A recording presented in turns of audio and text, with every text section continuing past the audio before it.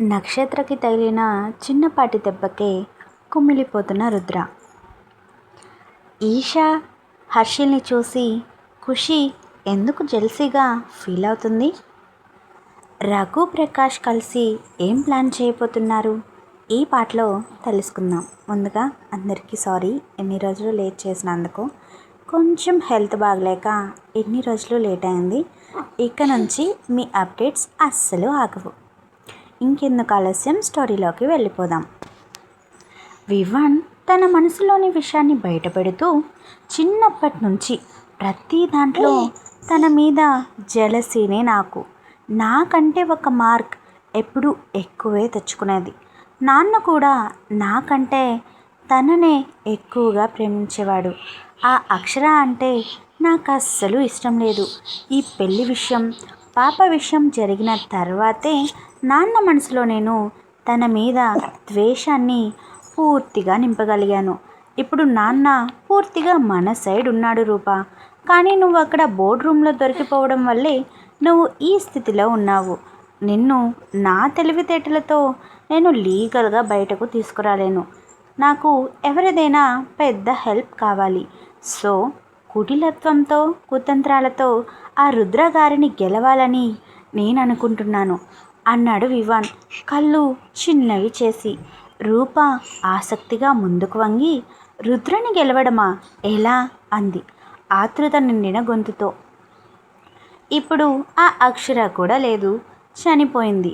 కాబట్టి రుద్రని మన సైడ్ తిప్పుకుంటే రుద్ర ఆస్తి సర్వస్వానికి, ఆ సింహ ఇండస్ట్రీస్కి ఏకైక వారసులు మన పిల్లలవుతారు.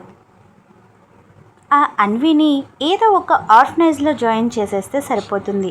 దానికి ఈ ఆస్తిలో ఒక్క రూపాయి కూడా దక్కనివ్వకూడదు అని వివాన్ తన ప్లాన్ చెప్పాడు. వివాన్ మాటలు వినగానే రూప ముఖంలో సంతోషం తారాస్థాయికి చేరింది. ఆమె కళ్ళల్లో ఆనంద బాష్పాలు తిరిగాయి. ఓ మై హబ్బీ వివాన్, నువ్వు ఇంత బాగా ఆలోచిస్తావని నాకు అస్సలు తెలీదు. నా మొగుడివి అని నిరూపించుకున్నావు అంటూ పొంగిపోయింది రూప.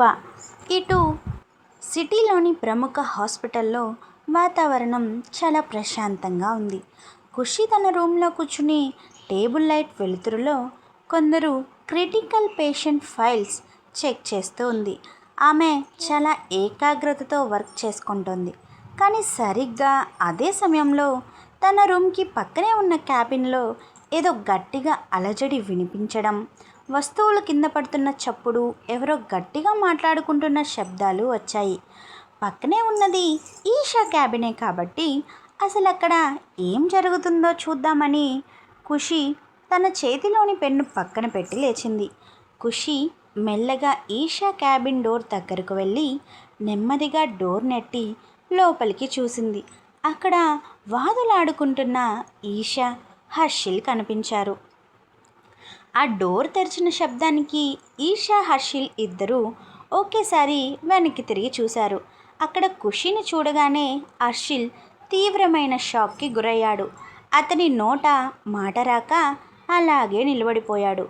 ఎందుకంటే ఖుషి ఎప్పుడూ మోడ్రన్ డ్రెస్సుల్లో లేదా డాక్టర్ కోట్లో ఉండేది. కానీ ఈరోజు ఆమె చాలా సాంప్రదాయంగా అందమైన చీరలో ఉంది.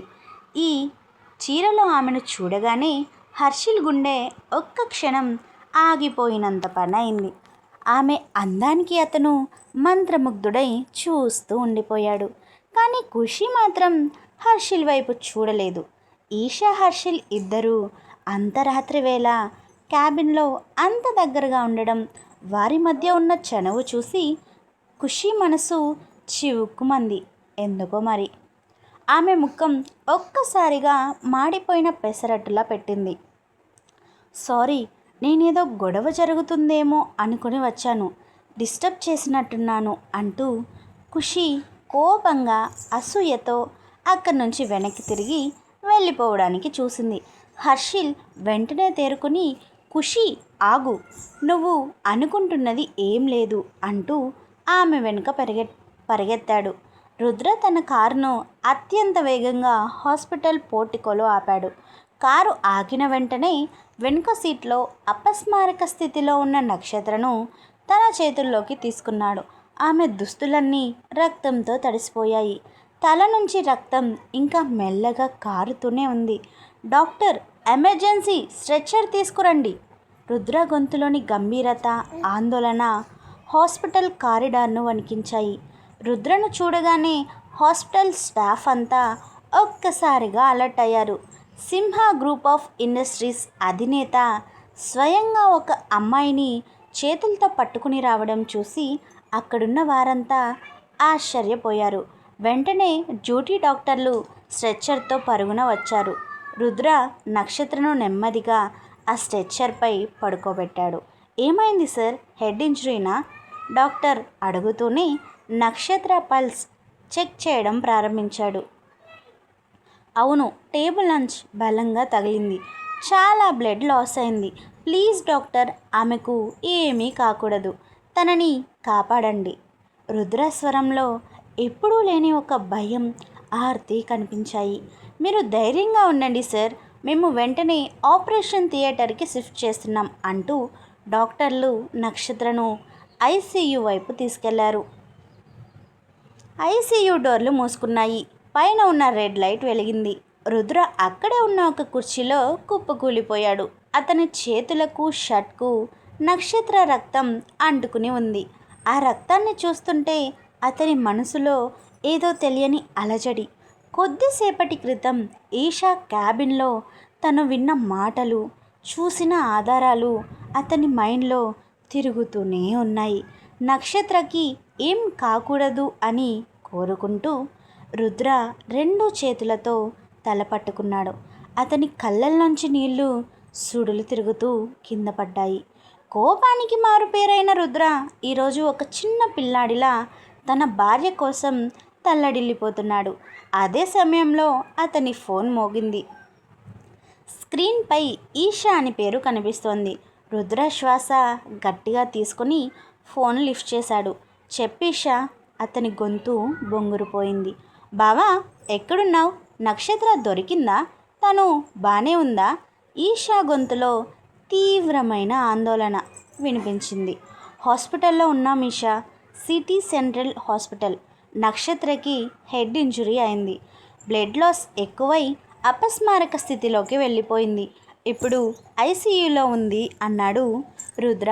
What, head ఇంజరీనా? అసలు ఏం జరిగింది బావా? ఈషా ఆందోళనగా అడిగింది. రుద్ర, ప్రకాష్ నక్షత్రపై అటాక్ చేశాడు అని మాత్రమే చెప్పి, ఆ ప్రకాష్ గాడి కథ నేను తర్వాత ముగిస్తాను. వాడు నా చేతుల్లో చావు అంచుల్లోకి వెళ్ళాడు. కానీ సరిగ్గా అదే టైంకి పవర్ పోవడం వల్ల వాడు బ్రతికిపోయాడు. ప్రస్తుతానికి నా ఫోకస్ అంతా అక్షరపైనే ఉంది. అవునీషా, తను మన అక్షరే. నా మనసు మొదటి నుంచి చెబుతూనే ఉంది, కానీ నేను నమ్మలేదు. ఈరోజు తను స్పృహ కోల్పోయే ముందు నా గడ్డాన్ని పట్టుకున్న ఆ స్పర్శ, అది నా అక్షర మాత్రమే చేయగలదు. తనే నా అక్షర ఈషా. రుద్ర ఏడుస్తూనే నవ్వాడు. ఈషా అవతలి వైపు నుంచి కాసేపు నిశ్శబ్దంగా ఉండిపోయింది. ఆమె కళ్ళల్లోంచి కూడా ఆనంద బాష్పాలు రాలాయి. నేను ఇప్పుడే హాస్పిటల్కి బయలుదేరుతున్నాను, నువ్వు ధైర్యంగా ఉండు బావా అని చెప్పి ఈషా ఫోన్ పెట్టేసింది. మరోవైపు చీకటి నిండిన ఆఫీస్ కారిడార్ నుంచి ప్రకాష్, రఘు ఇద్దరూ కలిసి బయటకు వచ్చారు. ప్రకాష్ ఇంకా వణుకుతూనే ఉన్నాడు. రఘు ఇచ్చిన వాటర్ బాటిల్ తీసుకుని ఒకే గుట్టుకలో తాగేశాడు. రే రఘు, నిజంగా ఈరోజు నా పునర్జన్మరా. వాడు గన్ నా నుదుటికి పెట్టి ట్రిగ్గర్ నొక్కేస్తున్నాడు. నువ్వు కరెక్ట్ టైంకి పవర్ కట్ చేయకపోతే ఈ పాటికి నా బాడీ మార్చురీలో ఉండేది. ప్రకాష్ గుండెపై చేయి వేసుకుని అన్నాడు. కానీ ప్రకాష్, నువ్వు చేసిన పని చాలా తప్పురా. ఒక అమ్మాయి పైకి అలా వెళ్ళడం ఏంటి? పైగా తను రుద్ర భార్య అని వాడంటున్నాడు. రుద్ర భార్య అక్షర ఎప్పుడో చనిపోయింది కదా, మరి ఈ నక్షత్ర రుద్రకి భార్య ఎలా అవుతుంది? రఘు అనుమానంగా అడిగాడు. నాకేం తెలుసురా బాబు, ఆ రుద్రగాడు నక్షత్రను చూసి అక్షర అక్షర అని పిలిచాడు. వాళ్ళిద్దరి మధ్య ఏదో పాత కథ ఉన్నట్టుంది. కానీ ఇప్పుడు మనం ఏం చేయాలి? రుద్ర నన్ను వదిలిపెట్టడు. వాడి భార్య జోలికి వెళ్ళానని తెలిస్తే నన్ను వెతికి మరీ చంపుతాడు, ప్రకాష్ భయంతో అరిచాడు. రఘు కాసేపు ఆలోచించి ప్రకాష్ వైపు చూసి, ప్రకాష్, రుద్ర అంత పెద్ద తోపైతే కావచ్చు, కానీ వాడికి కూడా శత్రువులు ఉంటారు కదా. ఈ నగరంలో రుద్రని ఎదిరించగలిగే మొనగాడు ఒక్కడే ఉన్నాడు, ఆయనే విరింజి సార్. మనం విరింజి సార్ దగ్గరికి వెళ్దాం. నక్షత్ర ద్వారా రుద్రని దెబ్బ కొట్టాలని విరింజి సార్ చాలా రోజులుగా ప్లాన్ చేస్తున్నారు. ఇప్పుడు నువ్వు రుద్రకి డైరెక్ట్గా ఎనిమీ అయ్యావు కాబట్టి విరింజి సార్ నీకు ఖచ్చితంగా షెల్టర్ ఇస్తారు. రుద్ర నుంచి నిన్ను ఆయనే కాపాడగలడు అని రఘు చెప్పగానే ప్రకాష్ కళ్ళల్లో ఆశ మెరిసింది. విరింజి సారా? అవును, నేను కూడా విన్నాను. సింహ ఇండస్ట్రీస్ని కూల్చడమే ఆయన ధ్యేయమని. పద రఘు, ఆలస్యం చేయొద్దు, ఇప్పుడే మనం విరింజి సార్ దగ్గరికి వెళ్దాం అంటూ ఇద్దరూ కలిసి కారులో విరింజి సీక్రెట్ బేస్మెంట్ వైపు బయలుదేరారు. అండర్ గ్రౌండ్ బేస్మెంట్లో విరింజి ఇంకా సిగరెట్ పొగ వదులుతూనే ఉన్నాడు. టేబుల్పై ఉన్న యాష్ట్రే నిండా సిగరెట్ పీకలు ఉన్నాయి. నక్షత్ర తన కంట్రోల్లో లేకపోవడం అతనికి పెద్ద తలనొప్పిగా మారింది. సరిగ్గా అదే సమయంలో అతని అసిస్టెంట్ లోపలికి వచ్చాడు. సార్, మిమ్మల్ని కలవడానికి ఇద్దరు వ్యక్తులు వచ్చారు. ఒకడు మన ఇన్ఫార్మర్ రఘు, ఇంకొకడు నక్షత్ర పనిచేసే ఆఫీస్ మేనేజర్ ప్రకాష్. నక్షత్ర స్పృహలోకి వచ్చాక, రుద్రని చూశాక ఆమె బిహేవియర్ ఎలా ఉంటుందంటారు? నక్షత్రలానా లేక అక్షరాలానా? నక్షత్రకు సర్ది చెప్పి నక్షత్రనే అక్షర అని కన్విన్స్ చేసి అక్షరని రుద్ర ఇంటికి ఎలా తీసుకెళ్తాడు? నెక్స్ట్ పార్ట్లో తెలుసుకుందాం. Stay tune for next episode. నేను మీ Anusha Krishna, signing off. Thank you for watching. Keep smiling, keep listening.